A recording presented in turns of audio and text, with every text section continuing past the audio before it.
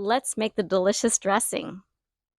Take one large piece of fresh ginger root, slice off the outer firm, tough sections, and then you're going to want to shred that. Be careful not to shred your fingers.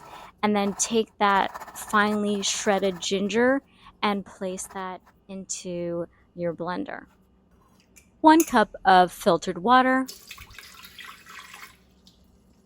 1/4 cup raw walnuts, 1 tablespoon coconut aminos.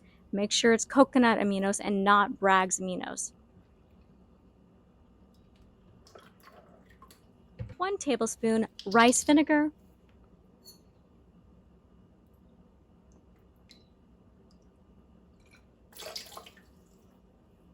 a dropper full of cold pressed flaxseed oil to help the dressing stick, 1 teaspoon tahini,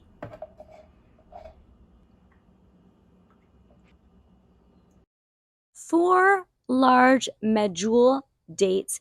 It's best if they are room temperature because then they're softer.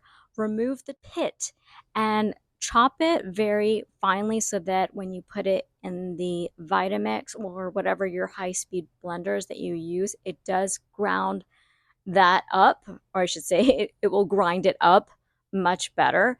And I found the best tasting, the softest, most delicious medjool dates are actually at Trader Joe's.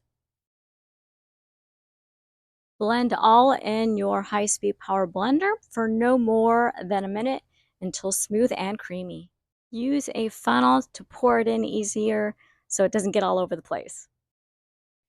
Let's taste it. It's sweet, there's no sugar. Yes, the dates add that sweetness, but it's a whole food and you're not going to use the whole bottle. That's going to be at least 3 servings and that's going to be a lot. So you're going to have a lot left over.